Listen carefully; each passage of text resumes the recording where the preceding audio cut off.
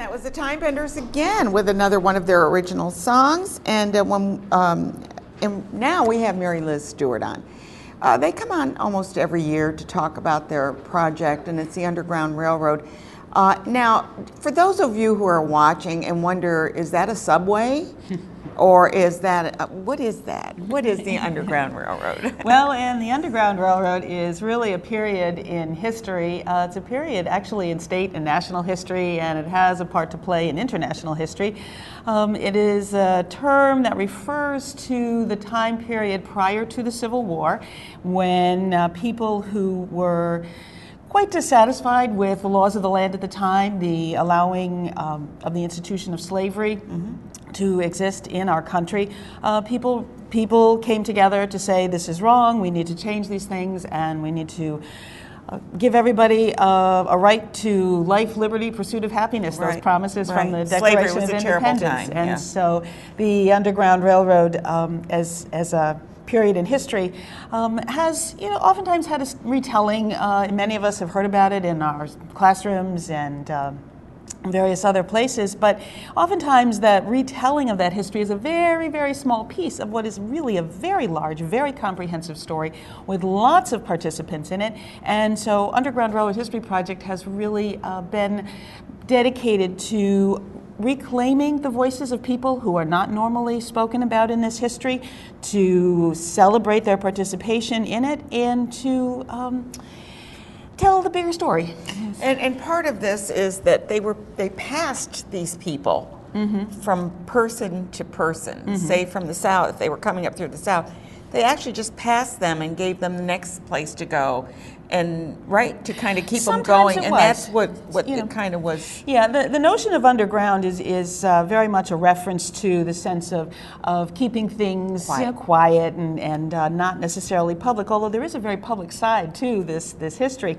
But the railroad component really grew up with and sort of took hold as people started to become really enamored with the development of trains in our communities. That's where they got it, that suggested fast transport, particularly in comparison to other means of transport that were available. So these two ideas were combined with the notion of underground being somewhat secretive or at least discreet, and then the railroad being the fast movement idea. So, well, it was dangerous for both the travelers and the travelees, I guess you want to say, because the people that were helping could have been,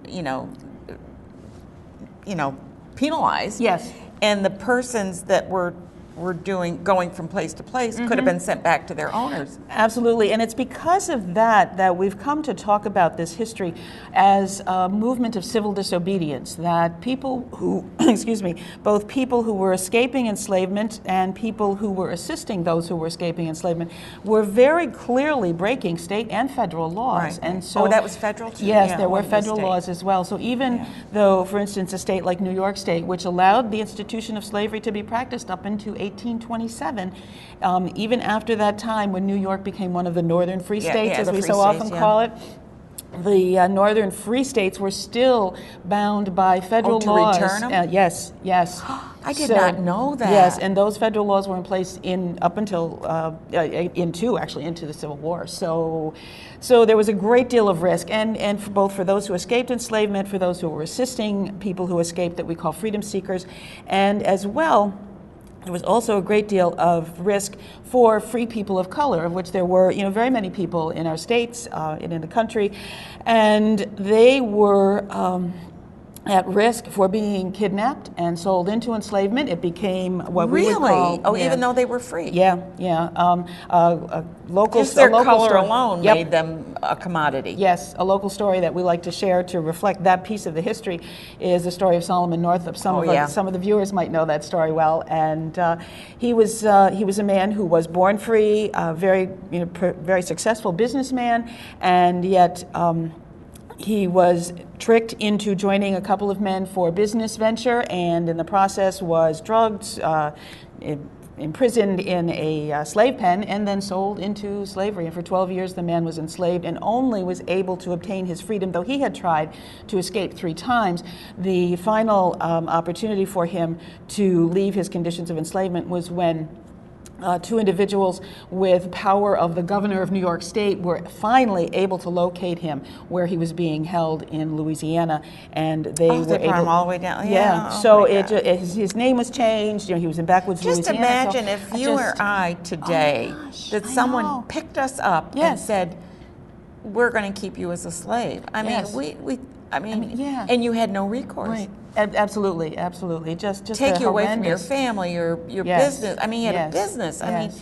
Do you know, there's even a little account, I can't remember the name of the newspaper, but there's a little account of, I think it was the 1830s or 1840s, down in the city of Hudson, not too far, you know, from where we are here. And in the city of Hudson, people were becoming aware that people were disappearing from the docks in the city of Hudson, and the idea was that they were being kidnapped and sold into enslavement. And one of the things that we often ask when thinking particularly about the Solomon Northup story is that he was able to reclaim his freedom and tell his story. And, Right. But think about all the people They who may could have never suffered do the that. same fate, and we never hear their voices again. and there was So- also the kidnappings too for ships that they Yes. wanted their crew. They Absolutely. Just, once you're on that ship, you can't get off That's very right. easily. Yeah. So you have to work for them. Yeah, so- We want to remind you, if you're interested in finding out more about the Underground Railroad and the people that were involved, and you're wearing a pin, so let's talk about that. Oh, this is Stephen Myers.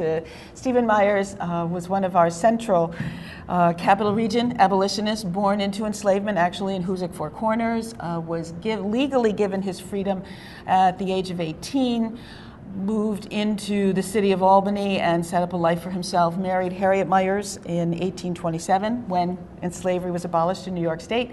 And he and Harriet and their 4 children became, as I say, central actors in the Underground Railroad movement in the Capital Region and beyond. And so we just sort of, we have a picture because we have an image of Stephen Myers. Well, but the We're able interesting to. thing is this is only one story. I'm sure that Mary Liz and Paul and all the people involved with it have lots more stories that you'll hear about.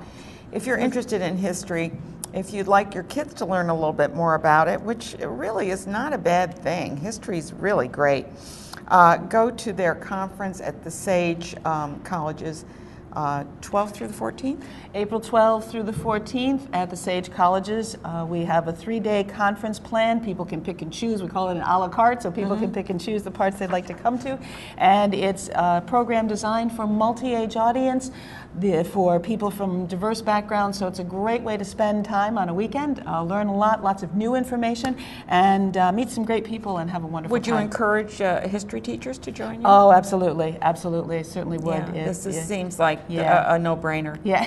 Yeah, really. And children and families as well. We love to have people Right. from all walks of life come together for this. This is great. So, Mary Liz you. Stewart joining us today to talk about the Underground Railroad history project. And we hope you'll take an opportunity to check that out and find out more about that.